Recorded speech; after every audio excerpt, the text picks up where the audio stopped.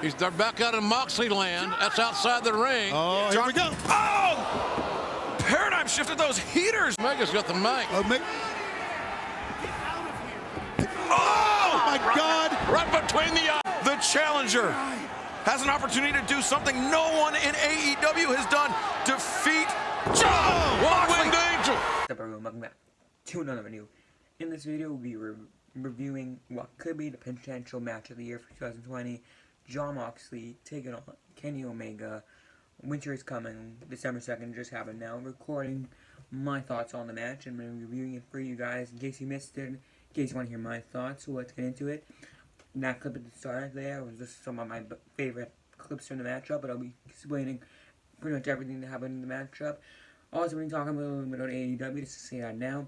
Pretty good show. Battle Royal is kind of cool. Matt Hardy getting a boo from eliminating John Silver is kind of cool. John Silver has kind of like backed up the crowd now. Now the crowd's on his side, and now we're going to see MJF versus Orange Cassidy next week.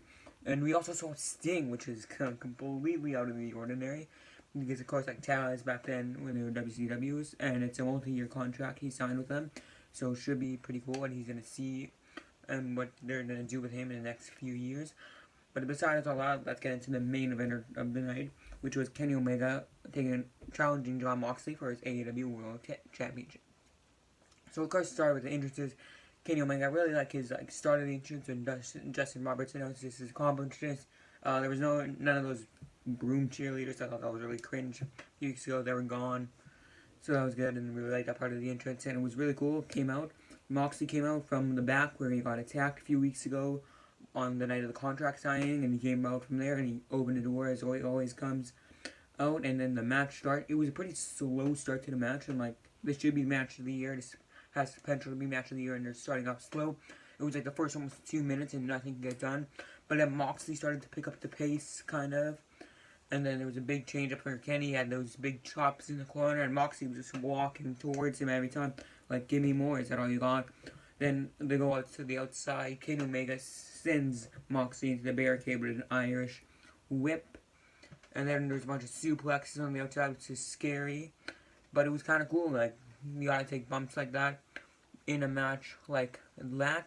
Then there was then they just changed to picture-in-picture, which is like when there's a screen in the commercial. And then they had a bunch of spots there outside, which was kind of weird. I didn't get why they did that. It's like a main event. It's the World Championship on the line, and they decided to do picture-in-picture. I don't know what was up with that. Anyways, they got back into the ring. It was pretty cool.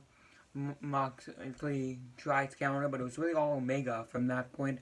Then Omega came from on the ropes and hit that crusher onto Moxley's head. Moxley kicks out.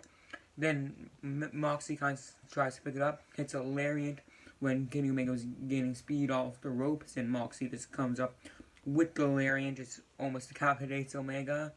That was kind of cool. And then we got the knee bar from Omega.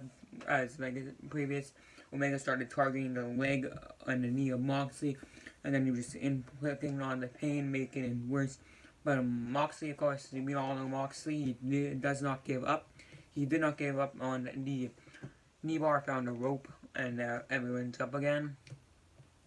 And then, of course, they always just kept fighting. Really kind of like back and forth, but like at the start it was really only like Omega. Now Moxley was trying to get up on the thing, and that's what he did. He hit an exploder finally, like after Omega was just pushing him hard, punching him back and forth. Not really like not really anything on Moxley's side, but then Moxley finally counters him with that exploder. And then we got a suicide dive on the outside by Omega, which is after another picture-in-picture, but they have even more spots. I don't know why they put this match on picture-in-picture. I think it was kind of dumb in my opinion. But Suicide Dive kind of saved it. Was right at the end of the picture-in-picture, which like made you kind of see, well, okay, this could be great. And then Mox just starts attacking Omega, and then he turns. Omega tried to go for the one-wing angel when his finisher. Then Moxley turned into the paradigm shift. 1, 2, kick out by Omega. That was really close. Then they set up chairs. At first they're on their knees back and forth. Then Moxley brought in chairs to the ring. He was in hit. Omega after revenge from taking him out in the back, like I said earlier.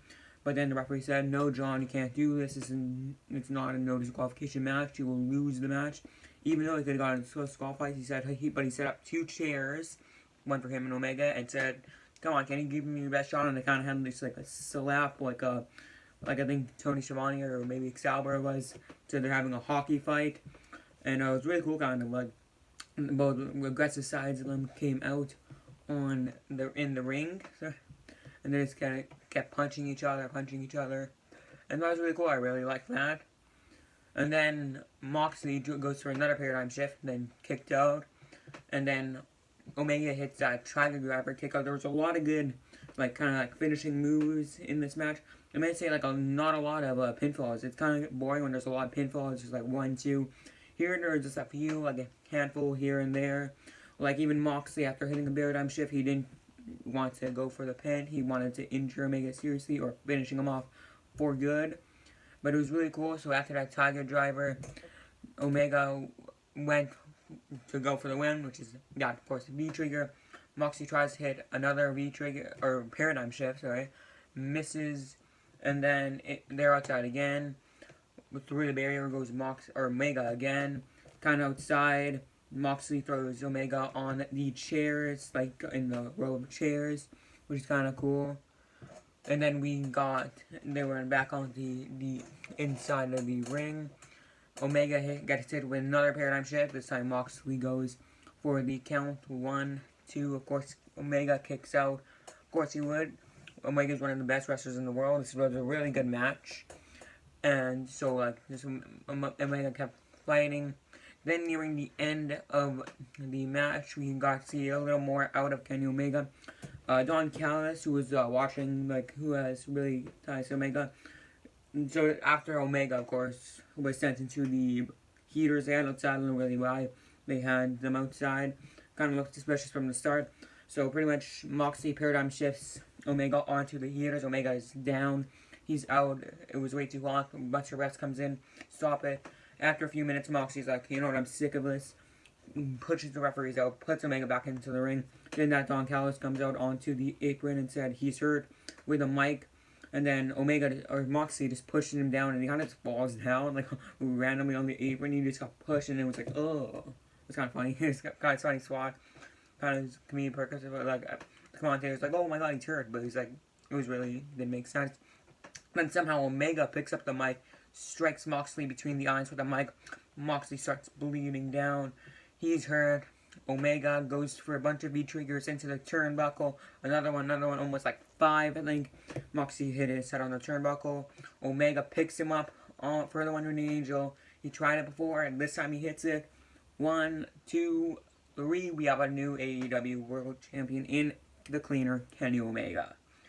Brilliant match, but it's not over yet, because after the match, Don Callis just took Kenny Omega, moved to the outside, and then just before he got into the car, he said, oh yeah, tune in on Tuesday. Then the announcer, I forget his name, I think it's Alex something, he said, oh yeah, we'll see you on Tuesday. And then that's what Callis said, and then the announcer's like, wait, but AEW is on Wednesdays.